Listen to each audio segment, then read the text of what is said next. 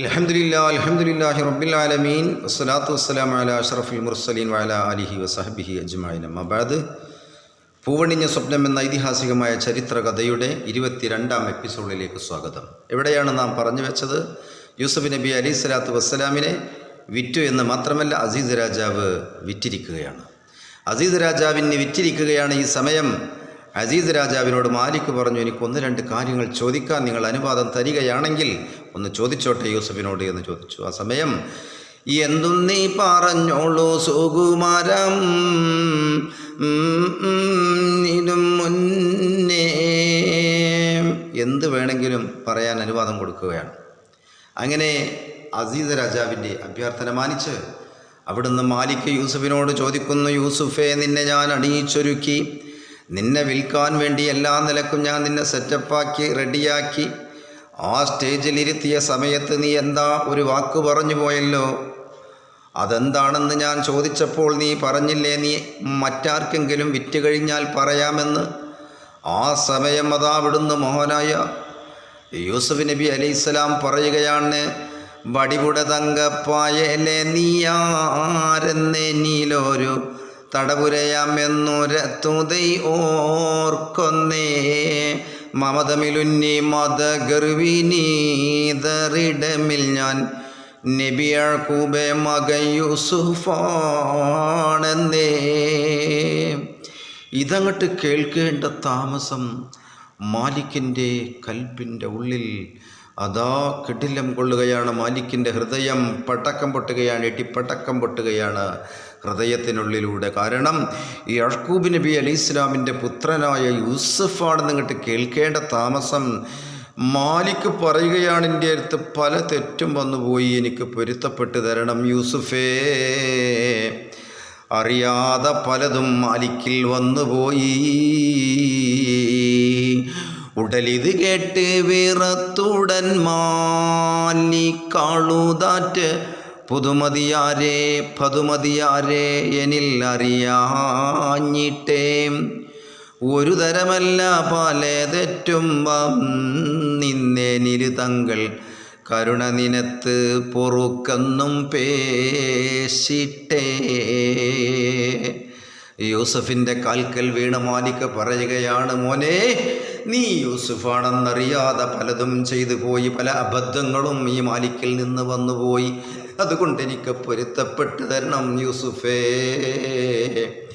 നീ യഅ്കൂബ് നബിയുടെ പുത്രൻ യൂസുഫാണെന്ന് ഞാൻ അറിഞ്ഞിരുന്നെങ്കിൽ ഒരിക്കലും നിന്നെ ഞാൻ വിൽക്കുമായിരുന്നില്ല. സുബ്ഹാനല്ലാഹ്. അതുകൊണ്ട് പല തെറ്റും ചെയ്തു പോയി, പല തെറ്റും എന്നിൽ നിന്ന് വന്നുപോയി മാലിക്കേ, യൂസുഫേ എന്ന് മാലിക് അങ്ങോട്ട് പറഞ്ഞു. മാത്രമല്ല, മാലിക് കരഞ്ഞുകൊണ്ട് പറയാണ്, യൂസുഫേ, എനിക്ക് നീ പൊരുത്തപ്പെട്ട് തരണം. ആ സമയം മഹാനായ യൂസുഫ് നബി അലൈഹിസ്സലാം കാരുണ്യത്തിൻ്റെ കടൽ തന്നെയാണല്ലോ. തൻ്റെ സഹോദരന്മാർ അത്രയും മർദ്ദിച്ചിട്ടും തൊഴിച്ചിട്ടും അദ്ദേഹം സഹോദരന്മാർക്ക് പൊരുത്തപ്പെട്ട് കൊടുത്ത രംഗം നമ്മൾ വിശദീകരിച്ചിട്ടുണ്ടല്ലോ. ആ സമയം മഹാനായ യൂസുഫ് നബി അലൈഹിസ്സലാം മാലിക്കിനോട് പറഞ്ഞു, നിനക്കെല്ലാം പൊരുത്തപ്പെട്ട് തന്നിരിക്കുന്നു. ആ സമയം മാലിക് ഒരു കാര്യം കൂടി മഹാനായ യൂസുഫിനോട് ചോദിക്കുകയാണ്. സ്റ്റേജിലിരുത്തിയപ്പോൾ നീ പറഞ്ഞില്ലേ, എന്താണത്? പറഞ്ഞ കാര്യം മറ്റൊന്നുമല്ല, ഞാൻ സ്വപ്നം കണ്ടതൊക്കെ പുലർന്നിരിക്കുന്നു. അഥവാ അപ്പോൾ സ്വപ്നത്തിൻ്റെ കാര്യം മഹാനായ യൂസുഫ് നബി അലൈഹിസ്സലാം പറഞ്ഞു കൊടുക്കുകയാണ്. അപ്പോൾ മാലിക്കിന് സന്തോഷമായി. ഞാൻ മാലിക്കിന് ഒരു കാര്യം, അദ്ദേഹത്തിൻ്റെ ഒരു കാര്യം യൂസുഫ് നബിയോട് പറയുകയാണ്. എന്തായിരിക്കും അത് എന്ന് കവി തന്നെ വിവരിക്കട്ടെ. പേശിപ്പിന്നും മന്നൂരത്തെ വാക്കിനെന്ത് സാരമാ, ബീരറുന്നി ഞാൻ മിസ്റിൽ ഏൽക്കും രാജ്യഭാരമാ. കസേരയിലിരുത്തിയപ്പോൾ നിങ്ങൾ എന്താണ് പറഞ്ഞത്? അതായത്, ഞാൻ മിസ്റിൻ്റെ ഭരണാധികാരിയായി രാജ്യം ഏറ്റെടുക്കുമെന്ന് മുമ്പ് ഞാനൊരു സ്വപ്നം കണ്ടിരുന്നു, അത് പുലർന്നു എന്നാണ് ഞാൻ കസേരയിൽ ഇരുത്തിയപ്പോൾ പറഞ്ഞത് മാലിക്കേ. ആ സമയം താജരോട് മാലിക്കന്ന് കേതമാലെ ബിണ്ടനിൽ തങ്ങൾ ഒന്ന് ആൺകുളന്തകൾക്ക് തേട് ഒണ്ടനിൽ.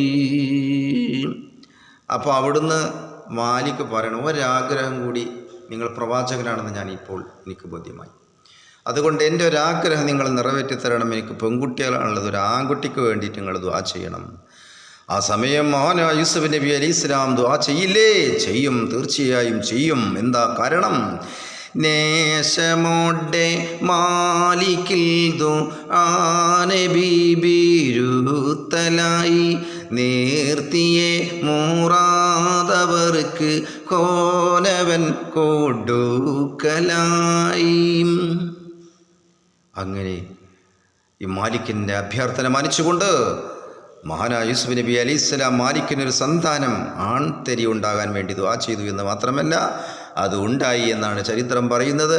ഇനി ഏതായാലും ഇപ്പോൾ അസീസ് രാജാവിൻ്റെ സമ്പത്താണ് മഹാനായ യൂസുഫ് നബി. അസീസ് രാജാവിനെ വാങ്ങി കയ്യിൽ പിടിച്ചിരിക്കുന്നു, യൂസുഫിനെ വാങ്ങി കയ്യിൽ പിടിച്ചിരിക്കുന്നു അസീസ് രാജാവ്. ഇനി അസീസ് രാജാവ് അതാ എന്താണ് ചെയ്യുന്നത്? അവിടെയാണ് നമ്മുടെ ചരിത്രത്തിൻ്റെ കണ്ടന്റ് കിടക്കുന്നത്. രാജനംന്ന് വേഗം വന്നി തൃക്കരം പീഠിക്കലായി, രമണിയാൾക്ക് കൊണ്ട് വന്ന് പ്രീതിയിൽ കൊടുക്കലായി, വാമയോടൂരത്ത് നീ കുമാരനായി പോറ്റുവീൻ, വന്ദിട ഇമ്പാലനാൽ നമിൽ ഗുണങ്ങൾ ഓർക്കുവീൻ. അങ്ങനെ മാലിക്കിൻ്റെ കൈവശത്തിൽ നിന്നും യൂസുഫിനെ വാങ്ങിക്കൊണ്ട് തൻ്റെ പൊണ്ടാട്ടിയായ സുലൈഖയെ ഏൽപ്പിക്കുകയാണ്. എന്നിട്ട് സുലൈഖയോട് പറയുന്നു, ഈ കുട്ടിയെ കൊണ്ട് നമുക്കൊരുപാട് ഭാഗ്യങ്ങൾ നേടിയെടുക്കാൻ കഴിയും. അതുകൊണ്ട് നീ ഒരടിമയായി വാമയോടൊരത്തു നീ കുമാരനായി പോറ്റുക എന്ന് പറഞ്ഞു.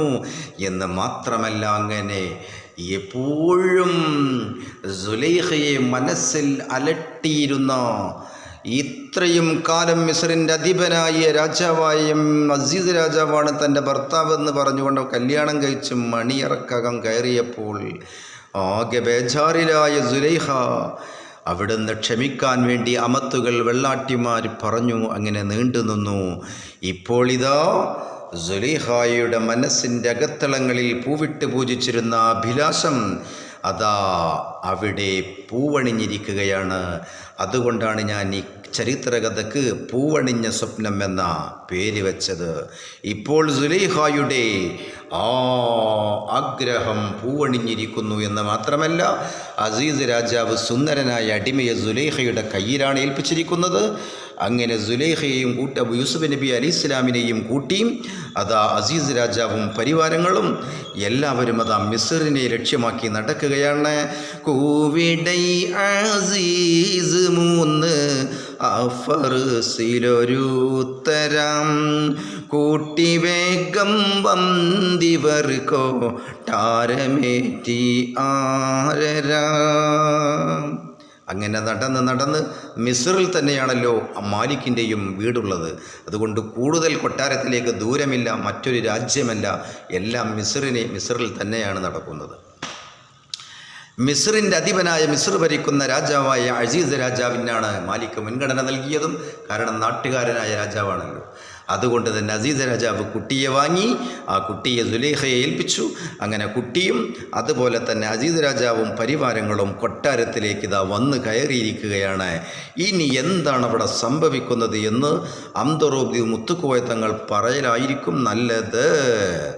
കൂവിടയ്യാസീസ് മൂന്ന അഫർസിലൊരുത്തരം കൂട്ടി വേഗം വന്നിവർക്കോ ടാരമേറ്റി ആരരാ.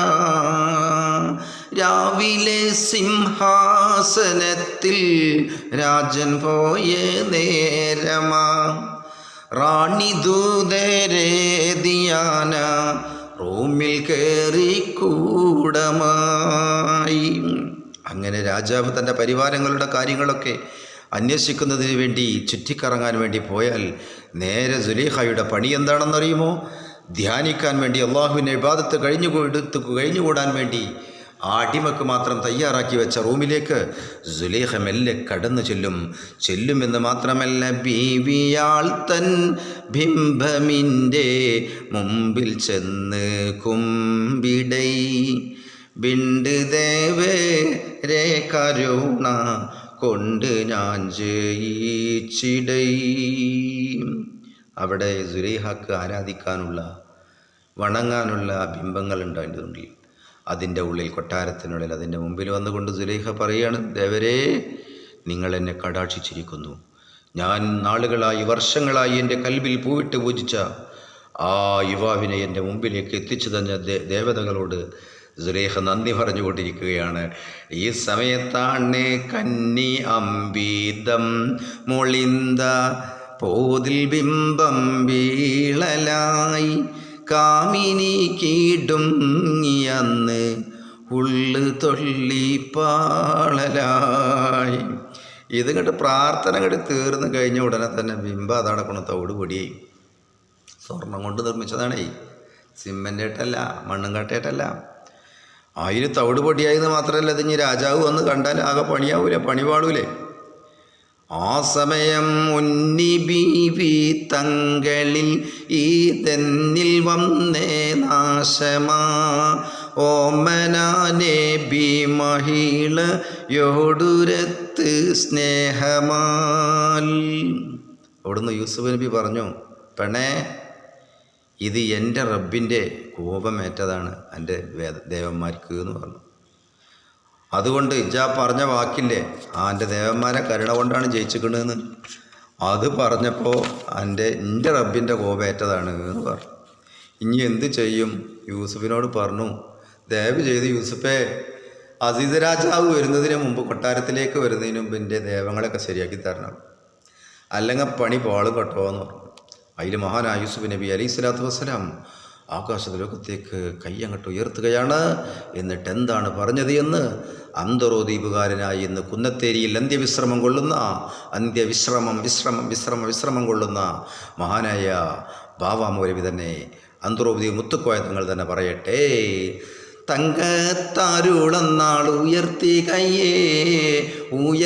കയ്യേ താനായവനോട് ദുആകൾ മൊയ്യേ മങ്ക അവൾക്കുള്ള മഴഭൂതന്നേ മറിന്ത് മോന്നം പോലെ നീലക്കൈ പിന്നെ.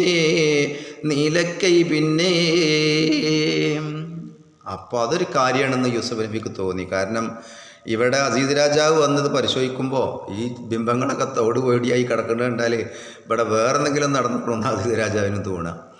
അതിന് വേഗം ഉടനെ തന്നെ